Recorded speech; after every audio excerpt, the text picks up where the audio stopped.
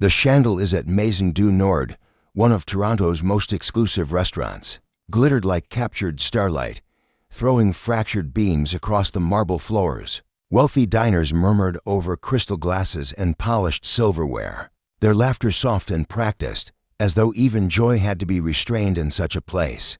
To most, the evening was effortless glamour. To Isabella Tran, it was another night of survival. At 24, Isabella had perfected the art of invisibility. She moved like a shadow in her pressed black uniform, tray balanced on her palm with the precision of a dancer. To the regulars at Maison du Nord, she was just another nameless waitress, faceless among the endless cycle of staff who came and went. She preferred it that way. Remaining unnoticed kept her safe. It was easier to bury the person she once was beneath the quiet servitude of restaurant work. "Table 7 wants their wine refilled," barked Marjorie, the head waitress, as she swept past with her order pad. She didn't even glance at Isabella. "And be careful round Mr. Beaumont.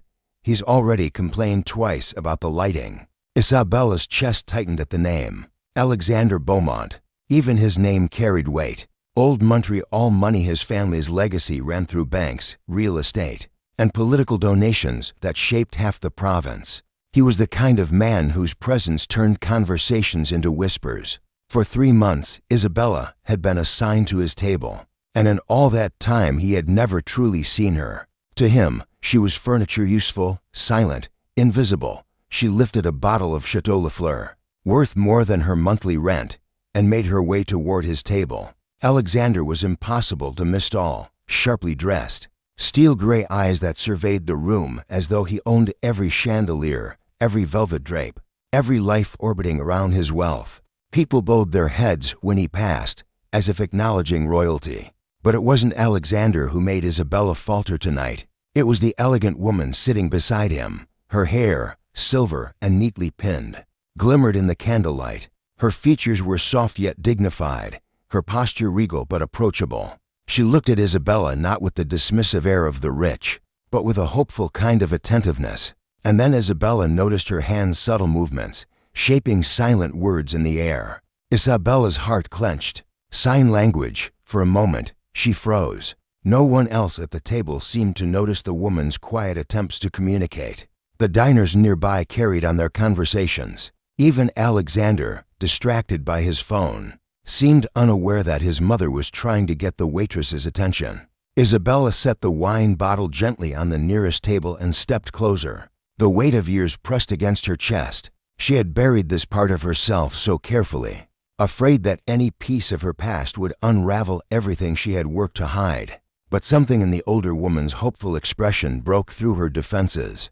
She raised her hands. "Good evening," Isabella signed, her movements fluid, graceful, automatic. "How may I help you?" The woman's face lit up with delight, her eyes sparkling as if she had been waiting years for this moment. Her own hands danced in return. "Oh, how wonderful.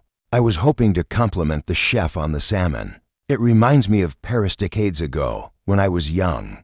A real smile spread across Isabella's face, the first genuine one she had allowed herself all night. She responded with ease. "I'll make sure he receives your kind words. Would you like me to ask about the preparation? I believe he uses a special herb blend."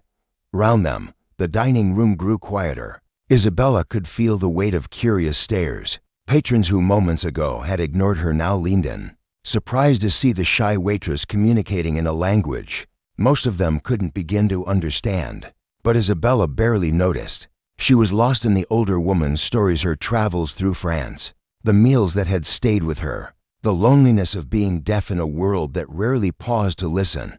"You sign beautifully," Mrs. Beaumont told her. "Most people just smile and nod when they realize I cannot hear." "Where did you learn?" The answer slipped out before Isabella could stop it. "I studied linguistics in college." The words tasted like betrayal the moment they left her lips. She had sworn never to reveal her education, never to hint at the life she once had. But the warmth in Mrs. Beaumont's eyes made her forget, just for a moment, the danger of being known. And then she felt his gaze. "Linguistics?" Alexander's voice cut through the air like a blade. He had turned in his chair, his steel eyes locked on her, sharp and unrelenting. "What university?" Isabella's throat constricted.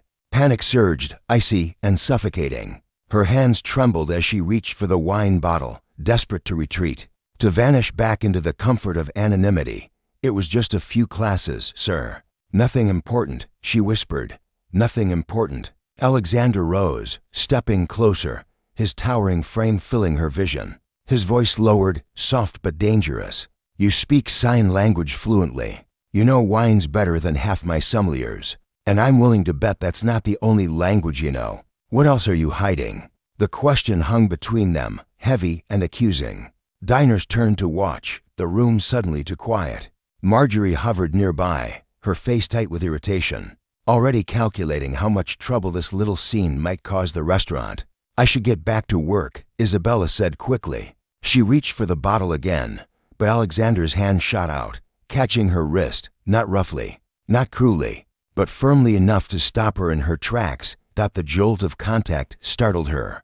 She glanced down at his hand-smooth skin, manicured nails, the gleam of an expensive watch. No scars, no calluses, no sign of struggle or work. Everything about him screamed privilege. And yet, when she lifted her gaze back to his face, she saw something unexpected flicker in his expression. Not cold superiority, not irritation, something closer to curiosity, almost vulnerability. "I'm sorry," Alexander said quietly, his tone softening. "That was harsher than I intended." Isabella swallowed hard, unsure whether to believe him. She glanced toward Mrs. Beaumont, who was watching their exchange with knowing amusement. The older woman signed quickly, her lips twitching with a smile. "You should talk more. My son works too much. He needs to meet interesting people." Heat flared in Isabella's cheeks. She looked away, muttering, "She said you work very hard." Alexander studied her face, eyes narrowing. "That's not all she said."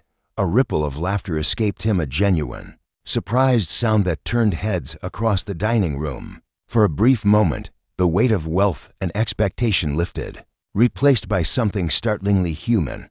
But Isabella's heart hammered in her chest. She had made a mistake tonight. She had let her guard slip. For 3 months, she had been invisible, safe in anonymity. Now Alexander Beaumont was looking at her like a puzzle he intended to solve. And that was the last thing she could afford. The rest of the dining room exhaled, conversations resuming in cautious threads. But Maison du Nord didn't quite return to normal. Not for Isabella, not for Alexander. There was a charged pause between them, like the moment before thunder speaks. Isabella eased her wrist from his gentle hold and lifted the bottle of Chateau Lafleur, as if the routine of pouring could rewind the night back to safety. "Your mother has exquisite taste," she said softly, tilting the neck of the bottle. "The salmon is our chef's pride, cedar smoked, dill and juniper in the glaze. Beurre blanc with a whisper of lemon." Alexander watched her pour, a faint smile curving at the corner of his mouth. "And you noticed the juniper?" He nodded toward the label. "Most would read the price before the palate." "I don't read the price," she replied, recorking with a smooth twist. "It's not mine to pay." He inclined his head, conceding the point. "But flavors are yours to keep." Mrs. Beaumont reached lightly for Isabella's sleeve, catching her attention with a small snap of her fingers before shaping the words in the air. "You have kind hands," she signed, then tapped her own chest. "I felt welcome." "Thank you," Isabella signed back, her posture easing. "You made me feel seen." The older woman's smile deepened. There was a glimmer of mischief there, a spark of the world traveler she had once been. She formed another thought, sly and bright, then stopped, eyes darting to her son with conspirator's glee. "She says," Isabella hesitated, then shows mercy, "that Paris changes a person." "It changed her. I think it changed her palate forever." "I'm certain it did," Alexander replied, dry amusement in his voice. He shifted his attention to Isabella again, the curiosity in his gaze now an ember rather than a blade. "You said linguistics. In college, it was a lifetime ago," she said, almost inaudible. "A lifetime in 24 years?" He asked. "That's efficient." The line landed too cleanly, and Isabella felt the floor tilt beneath old memories. Efficient. That's what another man, another life had called her. Efficient with code, with projections, with hope. She steadied her breath. Marjorie materialized at Isabella's shoulder like a storm cloud. "Everything all right here, Mr. Beaumont?" Her smile was rigid, her eyes warning. "Perfectly," Alexander said, without looking at her. "Your staff is exceptional." Marjorie's smile loosened by a millimeter. "We strive for discretion. We're discovering," he said, eyes still on Isabella. "That discretion can be eloquent." Marjorie retreated, satisfied enough to leave but too suspicious to wander far. Isabella tucked the bottle into the cradle of her arm. "Will there be anything else?" she asked, back in the safe rhythm of service. Alexander glanced at his mother. Mrs. Beaumont signed with brisk authority, "Dessert, but only if the young lady chooses it. She would like dessert." He translated, amused. "On the condition that you select it." Isabella's surprise became a laugh, quick, unguarded. "Then I must confess a bias, the vanilla bean creme brulee.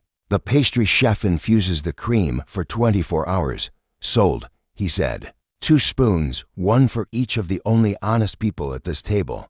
Isabella blinked. "Excuse me, my mother and you," he clarified lightly. "I'm still negotiating with myself."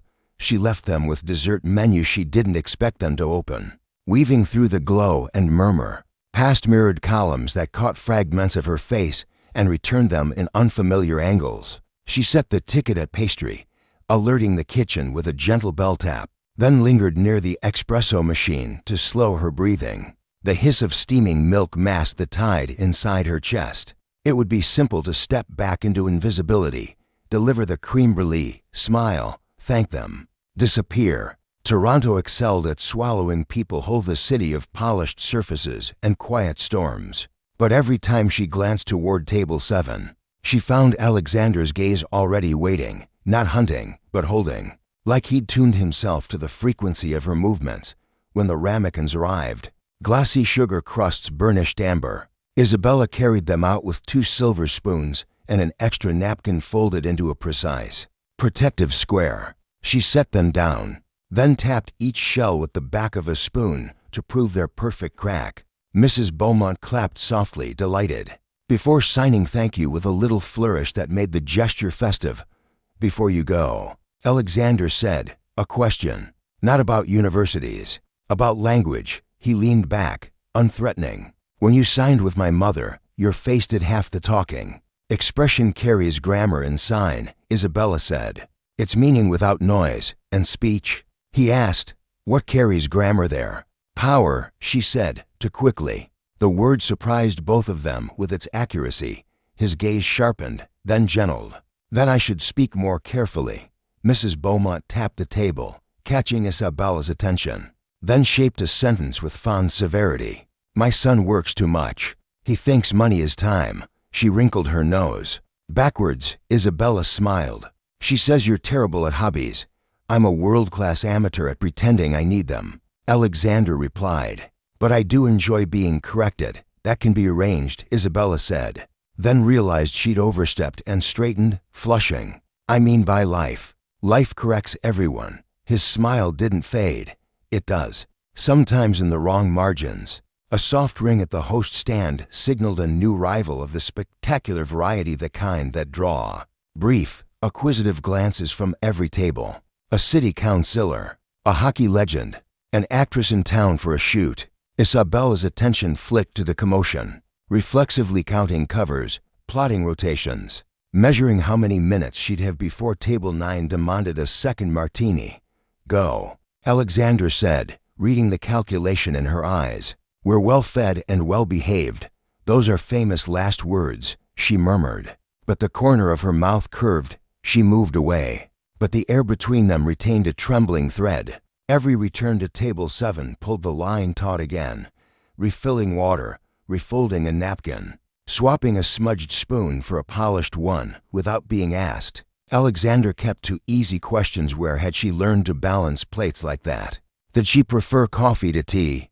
Had she ever been to Montreal in winter? All inquiries with one answer: keep moving. Still, he listened. Not the way men in expensive suits often did, poised for their turn to impress. He listened like someone filing details with patient respect. She tried to hate him for it and couldn't. When the bill came, Isabella placed the leather folder beside his plate with the usual two-handed formality. He glanced at it, slid in a black card as casually as a breath, then paused. "Miss Tran," he said. She stilled.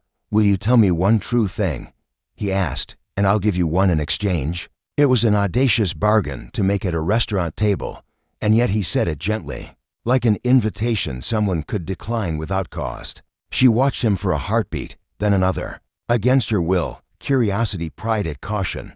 One true thing, she said. Fine, I hate winter. He blinked. In Toronto? That's treason. It's honest, she said. I pretend to love skating and holiday markets, but really, I count the minutes to spring. He considered this as if it were a revealing theorem. My turn, he said. I fear silence. She lifted an eyebrow. You? Silence is where the things I should have said live. He replied. I prefer noise I can edit. There was nothing to do with that confession but respect it. Isabella nodded once, and something like a truce passed between them. He signed the check, added a number that would spark rumors among the staff, and closed the folder. When he stood to leave, the room tilted again, drawn subtly into his orbit. He helped his mother to her feet, wrapped her silk scarf with tenderness at odds with his headlines, and turned back to Isabella. Thank you for speaking my mother's language, he said, and for telling the truth about winter. She told me the truth about Paris, Isabella replied. We're even, we're not, he said, with a wry look that somehow wasn't a threat. But we will be. Mrs. Beaumont touched Isabella's hand, her fingers warm and decisive. Come say hello again, she signed. Next time, Isabella echoed aloud and immediately regretted it. Next time was a promise, and promises had the sharpest edges. They left to the quiet choreography that follows important people, doors held open, coats produced at perfect height, the host offering good night with reverent vowels. Isabella watched the glass swing shut behind them and finally allowed her shoulders to drop. She slipped the signed slip from the folder, recorded the payment, and saw the tip. Her throat tightened. Too generous for a simple meal, too pointed for a harmless night. Holy saints, Marjorie hissed at her elbow a minute later, having already peeked. You feeding him secrets with the creme brulee? It was his mother, Isabella said. She likes juniper. Rich people like being worshipped, Marjorie said. Just mind the distance. He looks at you like an equation he plans to solve.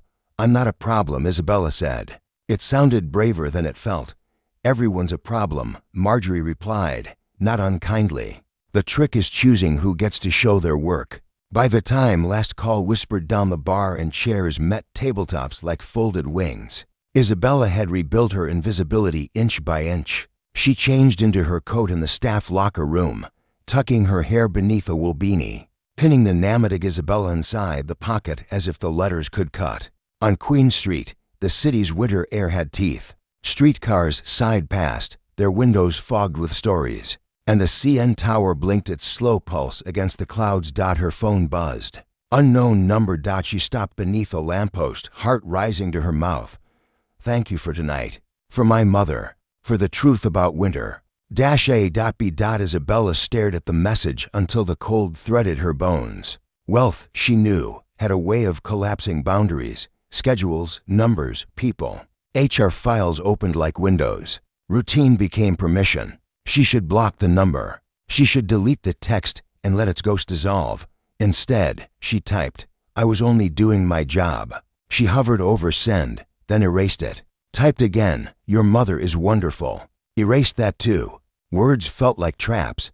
She slid the phone back into her pocket and walked, counting intersections to slow the thoughts. At her building, she climbed the narrow stairs past doors with peeling paint and the smell of someone's late night curry, the familiar music of a neighbor's radio filling the hall. Inside her studio, the quiet was immediate and close. She locked the door, waited until the radiator began its faithful clatter, and pulled the metal box from beneath her bed. The box held the person she didn't dare be, McGill MBA, CPA license, a thin folder of provisional patent filings with dates that made her stomach knot. She touched them the way a swimmer touches the edge of a poolproof.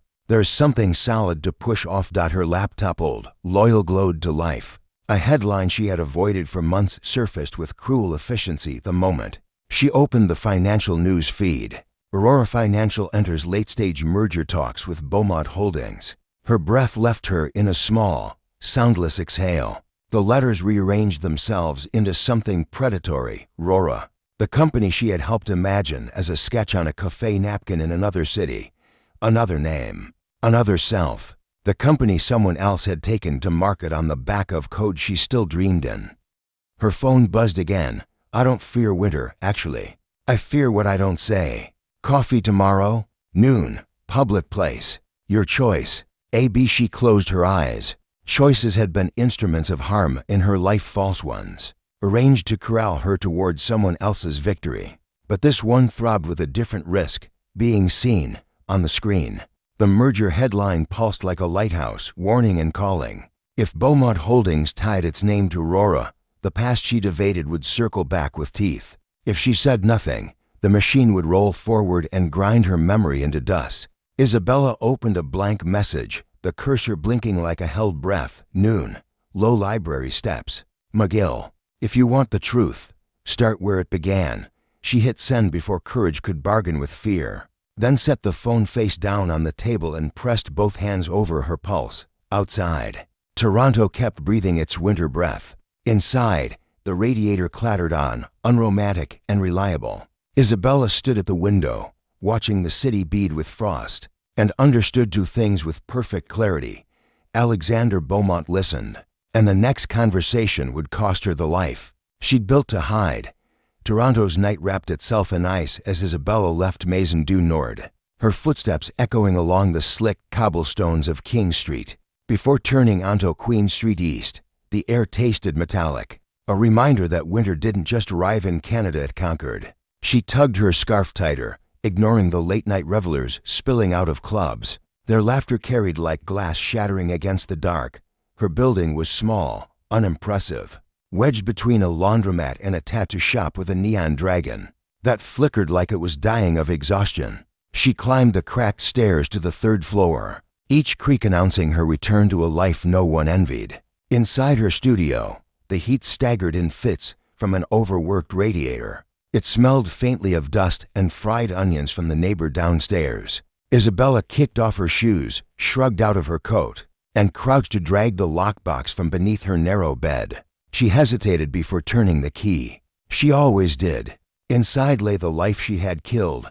MBA from McGill University. The embossed lettering still smelled faintly of ink and pride. CPA license, earned through nights of brutal study and caffeine. Now useless in her exile, a thin stack of patent filings, stamped with dates that made her hands tremble. She touched the papers like a mourner brushing marble names. These weren't just documents. They were proof that she had once existed as more than a waitress with a polite smile. Proof that Aurora Financial, the empire her ex-fiancé had built, was standing on the bones of her ideas. Her laptop groaned awake, a relic from her previous life. Its casing cracked at the hinge. She opened the financial news feed, her stomach bracing for impact. The headline hit her like a fist. Aurora Financial in final stage merger talks with Beaumont Holdings. Aurora, Beaumont, her past and her present colliding at the top of the news cycle. The cursor blinked in the search bar. Against every instinct, she typed, David Wong, Aurora Financial. Images, articles, press releases filled the screen. David's smile was unchanged, smooth, camera ready. A politician's smile stretched over a predator's teeth. The man she had once loved, once planned a future with, had stolen everything. Her algorithms, her patents, her reputation. Now he stood poised to partner with Alexander Beaumont, the one man perceptive enough to notice the cracks in her disguise. Her phone buzzed on the counter. Unknown number. Her chest hollowed before she even read the words. Hope you don't mind I asked HR for your number. This is Alexander Beaumont. Thank you for being kind to my mother tonight. She hasn't stopped talking about you. Isabella's pulse thudded against her ribs. He hadn't asked. He had simply taken. Because men like Alexander didn't request permission. They reached, and the world rearranged itself to deliver. She typed. It was nothing. Just part of the job. Then deleted it. She tried again. Your mother is wonderful. She deserves kindness. Deleted that to. Her thumbs shook. Every word felt like a rope tying her tighter to a man whose orbit she couldn't afford. Instead, she set the phone face down and pressed her palms against her eyes until she saw stars. When she looked again, She wasn't in the cramped apartment anymore. She was back in Montreal, back in boardrooms filled with glass and promises, back with David Wong. The Betrayal returned in fragments, his arm around her as they toasted Aurora's launch, his lips against her hair as he whispered our future, his signature on the papers that erased her from existence. She had watched as he rewrote contracts, falsified documents, transferred patents into his name, and when she tried to fight, he had filed charges fraud, embezzlement only to drop them at the last second, painting himself as magnanimous while ensuring the stain clung to her forever. That night 2 years ago, when the police left her apartment without handcuffs, but with contempt in their eyes, Isabella had vanished. She became a ghost, and tonight, in a glittering restaurant in Toronto, a billionaire had seen through the veil. The phone buzzed again. Another message. I can't stop thinking about our conversation. Coffee tomorrow? Somewhere we can actually talk. A.B. Her breath hitched. She should run. She had run before new cities, new names, new jobs, until even she forgot who Isabella Tran was meant to be. But running meant starting over again with nothing. Running meant letting David win forever. Her hands shook as she typed, I work tomorrow night, but I'm free for lunch. The reply came instantly.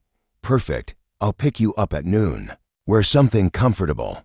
We'll be doing a lot of talking. She dropped the phone on the counter, her knees weak. Her pulse beat a mantra she didn't want to hear. This is a mistake. This is a mistake. This is a mistake. But beneath the fear, buried under years of silence, another thought stirred.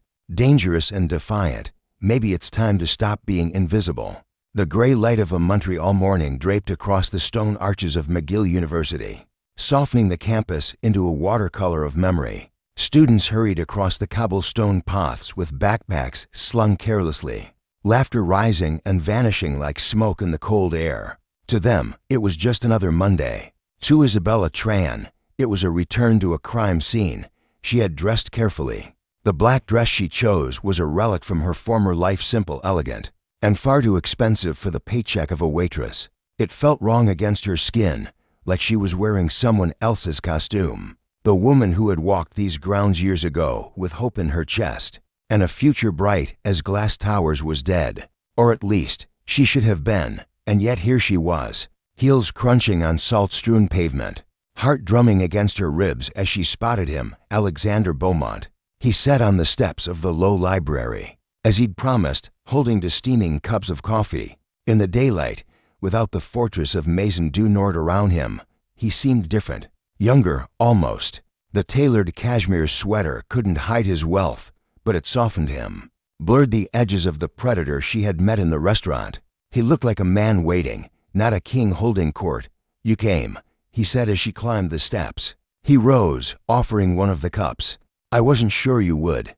I almost didn't. Her voice was steady, but her hands trembled as she accepted the coffee. Expensive roast, the kind sold in shops that didn't bother listing prices. Why here? Because this is where you began, he said simply, and because I wanted to see the place that shaped you before someone else tried to erase it. The words made her chest tighten. He spoke them casually, like a man stating the weather, but they struck like a blade at the fragile walls she'd built. You don't know me, she said. That's true. He sipped his coffee. But I know enough. You're 24, fluent in multiple languages, understand fine wine, and move through a dining room like you've studied performance. You didn't learn those things waiting tables. Her instinct was to deny, to shrink back into the shadows she'd perfected.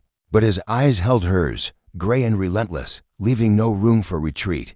You're running, he said softly, from something. Or someone. She almost laughed, a bitter, brittle sound. What makes you so sure? Because people who belong where they are don't vanish the way you do. You're there, and then you're gone, like smoke. And smoke always means there's been a fire. Her breath caught. He wasn't wrong, for a long moment. The only sound was the shuffle of students rushing between classes, their lives filled with exams and deadlines, small anxieties that belonged to a safer world. Isabella stared into her coffee, steam rising like ghosts, and then the words spilled before she could stop them.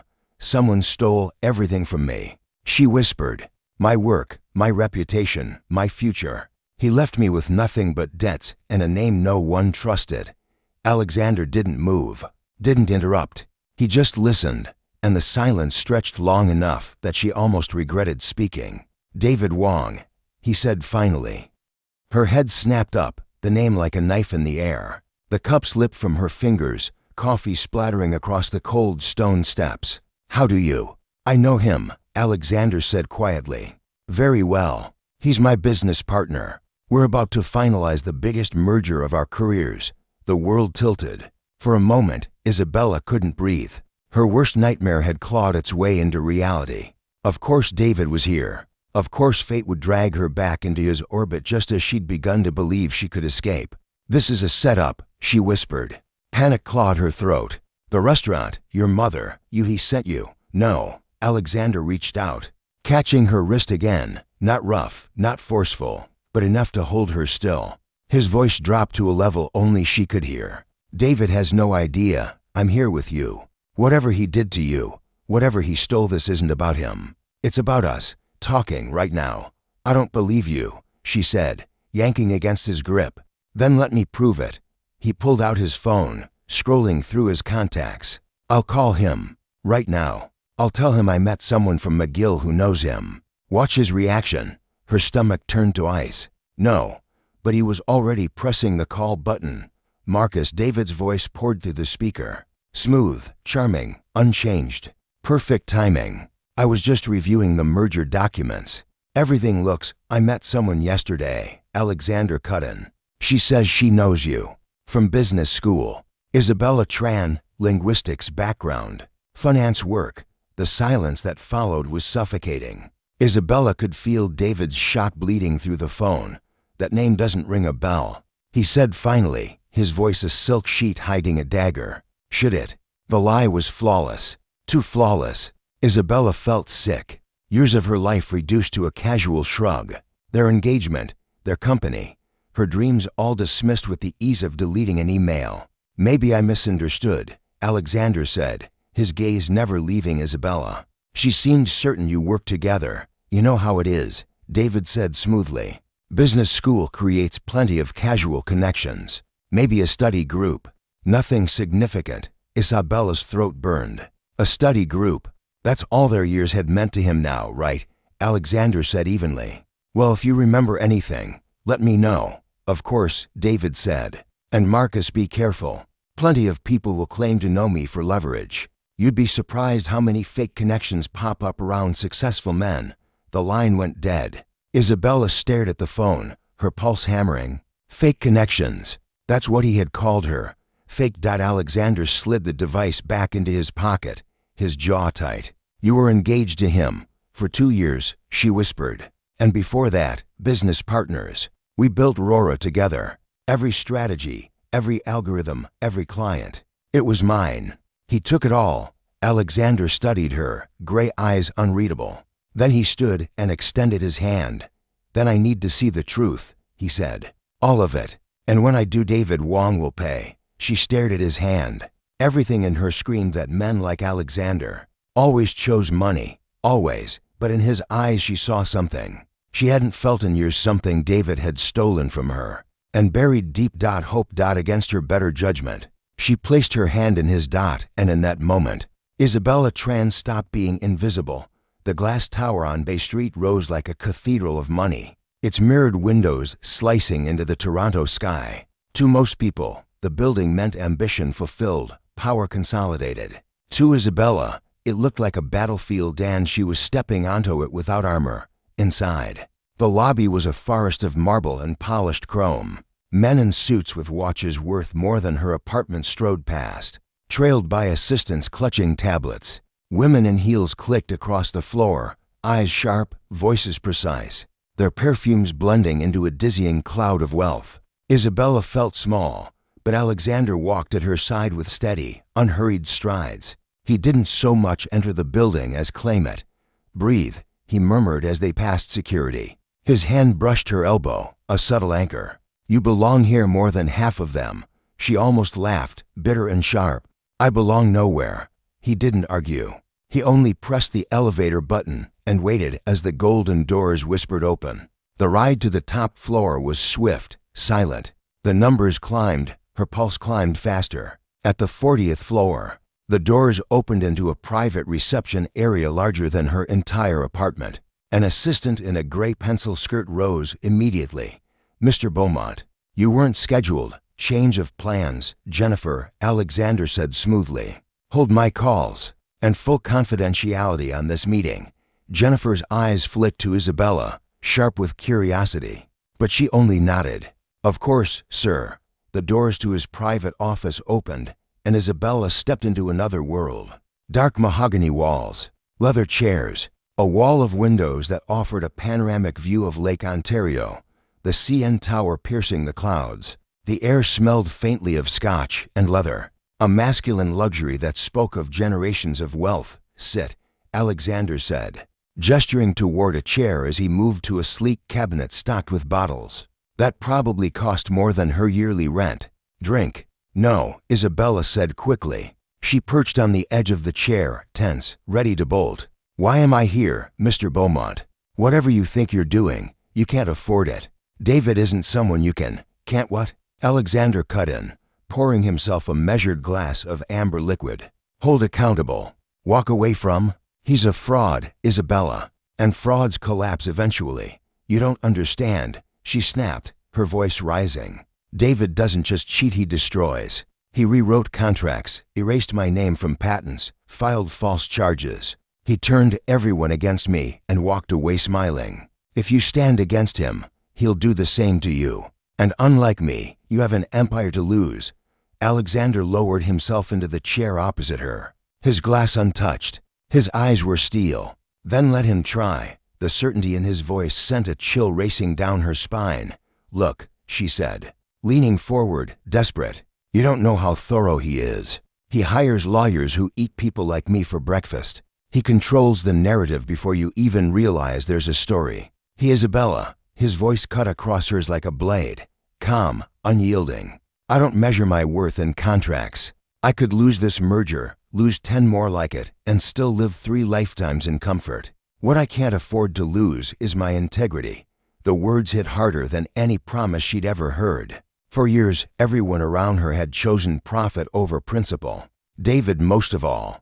And now this man, this billionaire, was saying the opposite. She blinked at him. "Why?" she whispered. His gaze didn't waver. "Because yesterday, in a room where no one else noticed, you chose to speak my mother's language. You didn't do it for a tip, or recognition, or leverage. You did it because it was human. And I haven't seen that kind of decency in a long time." Her throat tightened. For the first time in years, she had no answer. Alexander leaned back, swirling the scotch in his glass. "Tell me about the patents." Her stomach dropped. "What?" 17 patents, he said, pulling a tablet from his desk. The screen glowed with a neat list of Aurora Financial's intellectual property filings, filed within 6 months. Algorithms for risk assessment, predictive trading, portfolio optimization. Impressive work. Too impressive, especially for David's background. Her heart stuttered. "You investigated him." "I investigate all potential partners," Alexander said simply. He turned the screen toward her. "The filing dates are clustered. The language is inconsistent, shifts in tone, technical depth, even formatting. Like multiple authors, or one author erased and replaced." Her breath caught. He erased me. Tell me how." And so she did, haltingly at first, then with a flood she couldn't hold back. She told him about the nights coding on her laptop in her cramped apartment in Montreal, the daydreams of building a company that could change financial modeling forever. She described David's charm, his encouragement, how he'd slipped from partner to thief without her noticing. She recounted the charges, the courtroom whispers, the moment she realized she was alone. By the time she finished, her hands were trembling. Alexander listened without interruption, his eyes sharp but his face unreadable. When she stopped, the silence stretched. "That level of documentation fraud," he said finally. His voice low. "Isn't just unethical. It's criminal. Good luck proving it," she said bitterly. "David has lawyers, connections, influence. And me? I have a waitress's paycheck. You have me," Alexander said. He picked up his phone, pressing a button. "Jennifer, get me Charles Morrison at Morrison & Webb. Tell him it's urgent." "Wait." Isabella surged to her feet. You can't, this will destroy your deal. Good. His voice was final, cold. If the deal is built on theft, it deserves to be destroyed.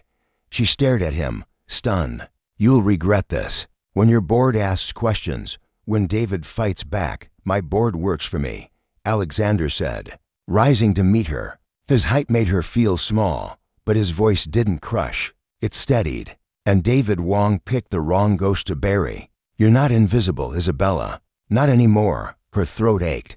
I don't know how to fight him. I don't even know who I am without the things he took. I do, Alexander said softly, stepping closer.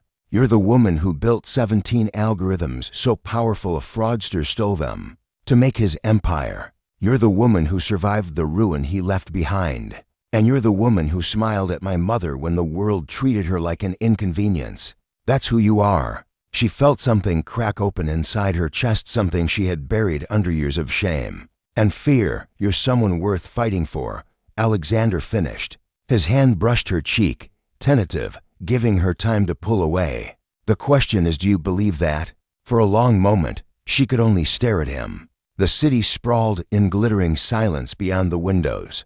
The CN Tower pierced the clouds like a promise. Finally, her lips trembled with words she hadn't dared say in years. I want to. And for the first time in 2 years, Isabella Tran believed she might. The Aurora Financial Tower in downtown Montreal gleamed like an accusation. 3 stories of glass and steel reflected the gray October sky, its polished edges projecting stability, confidence, invincibility. To the world, Aurora was a triumph of innovation. To Isabella Tran, it was a mausoleum, a monument built on the bones of her stolen work. She stood across the street with a coffee clenched in trembling hands. Alexander Beaumont's presence at her side was the only thing keeping her from collapsing. He carried himself as if nothing could touch him, tailored suit, shoulders squared, eyes sharp with a predator's calm. To onlookers, he was simply a billionaire arriving to review a merger. To Isabella, he was her only shield against a man who had once been everything to her. Second thoughts, Alexander asked softly. Hundreds, she said, her breath frosting in the cold. But I'm done running. Good. His hand pressed gently against her back. Then let's go remind David Wong who really built his empire. Inside, the lobby was a gleaming cathedral of wealth. Marble floors polished like mirrors. Modern art curated for prestige. A receptionist with perfect hair and a rehearsed smile stood as they approached. Mr. Beaumont, she said brightly. Mr. Wong is expecting you in the main conference room. Her eyes flicked to Isabella, curiosity sparking, but Alexander's voice cut through before she could ask. This is Dr. Tran, an independent consultant specializing in intellectual property verification. She's here on my behalf. Of course, sir. The receptionist faltered just slightly before recovering her polished tone. This way. The elevator ride was suffocating. Isabella's reflection in the mirrored walls looked like someone else, hair pinned neatly. Black dress smooth, chin lifted in defiance she didn't feel. Alexander's hand brushed hers, grounding her. Remember, he murmured, you belong here. This company exists because of you. The doors slid open onto a hallway lined with framed magazine covers, awards, photographs of David Wong shaking hands with premiers and CEOs. Each glossy image tightened the knot in Isabella's stomach. Every plaque, every smiling shot was a lie carved into permanence. The receptionist opened the double doors.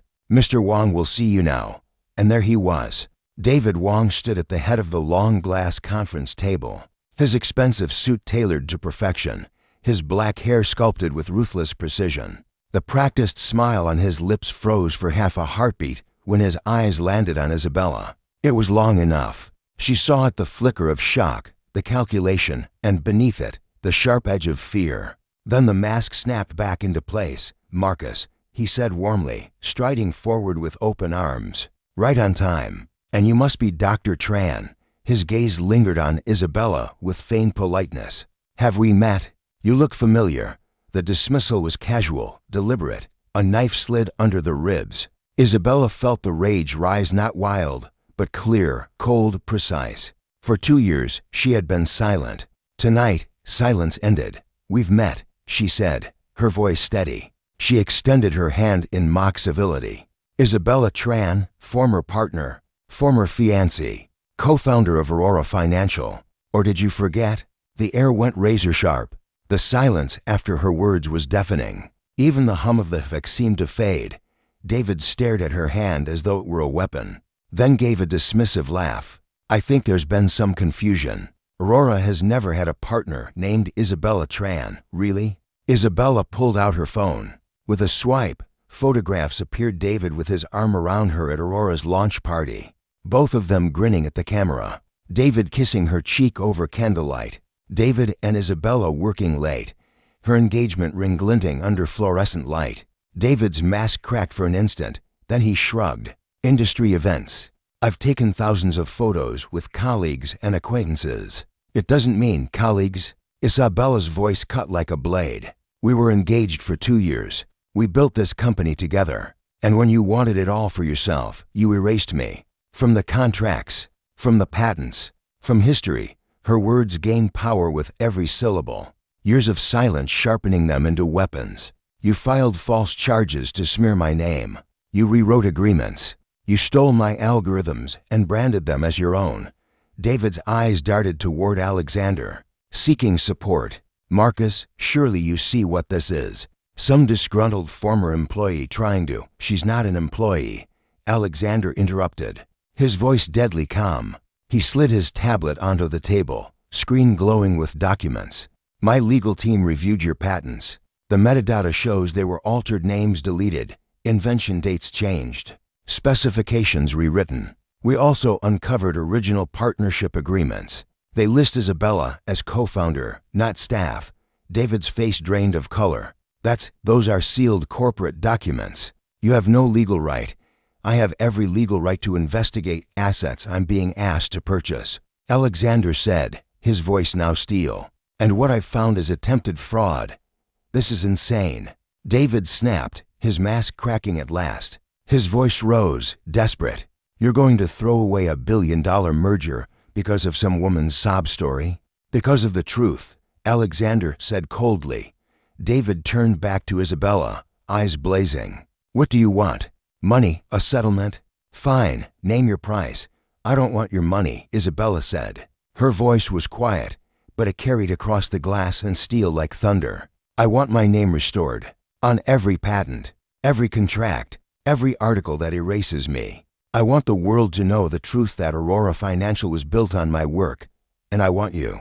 She stepped closer, her eyes locked on his. To know what it feels like to lose everything because someone you trusted decided. You were disposable. The color drained from his face. For the first time, David Wong looked small. The deal is off, Alexander said, rising to his full height. Effective immediately. And David, every potential partner will know exactly how Aurora does business. David's composure shattered. He slammed his hands on the table, voice trembling with rage. You can't do this. I'll ruin you both. You'll what? Isabella stepped closer, her head high, her voice ringing with years of fury finally unleashed. Ruin my reputation? Steal my work? Convince the world I don't exist? You already did that. And I survived. She leaned in, close enough to see the panic in his eyes. This time, I'm not alone. This time, you're the one who's going to lose everything.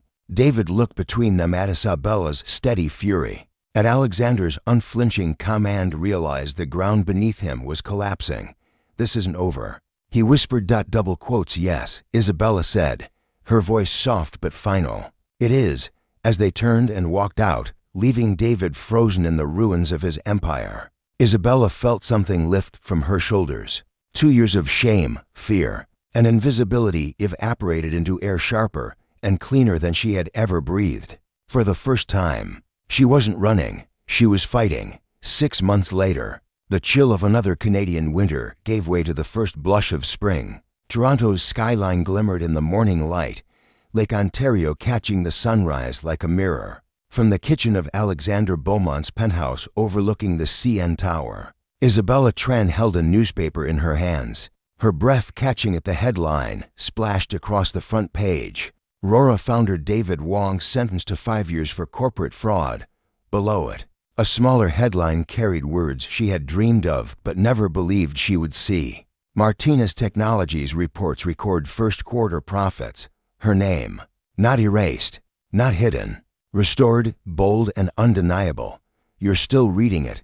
Alexander's voice came from behind her, warm and amused. He wrapped his arms around her waist, pressing a kiss against the curve of her neck. Can you blame me? Isabella murmured.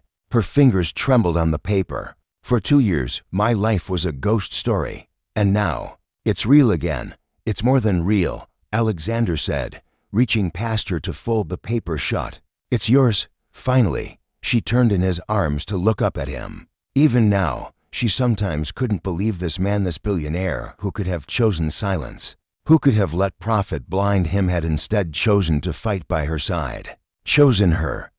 Any regrets? She asked softly. Walking away from the biggest deal of your career? His smile was gentle, unshaken. Walking away from David Wong was the best business decision I ever made. It led me to something infinitely more valuable. What? She teased, arching a brow. A startup still running on borrowed office furniture and 20-hour workdays? You, he said simply. The word sank into her chest like sunlight melting old frost. The past 6 months had been a storm of courtrooms, filings, depositions, and relentless press coverage, with Alexander's legal team digging into Aurora's falsified patents. David's empire had unraveled thread by thread. What began as whispers turned into headlines, and the trial exposed every theft, every lie, every forged signature. David Wong went from celebrated innovator to convicted fraud in the space of a season. Meanwhile, Isabella rose. Martinez Technologies, her company. Her name had reclaimed the patents that were rightfully hers. With Alexander's support and her own brilliance no longer in hiding, investors clamored to back her work. Contracts worth millions were signed in months. For the first time since David had destroyed her, Isabella wasn't surviving. She was building. And yet, as she leaned against Alexander in the quiet of his kitchen, the woman who had once been invisible was still learning what it meant to be seen. I have something for you, Alexander said suddenly, his voice shifting, a rare flicker of nervousness in it. She tilted her head. It's not my birthday, I know. He reached into his pocket. But I've been wanting to ask you something, and I couldn't wait any longer. Her breath caught as he dropped to one knee right there on the cool marble floor, the city blazing behind him through the glass. The velvet box in his hand opened to reveal a ring, simple, elegant, timeless. Exactly what she would have chosen herself. Isabella Tran, he said, his gray eyes shining with uncharacteristic vulnerability. 6 months ago, you walked into my life and turned everything upside down. You reminded me that integrity matters more than profit. That truth is worth fighting for. That love is the most important investment anyone can make. Her throat closed. Tears welled.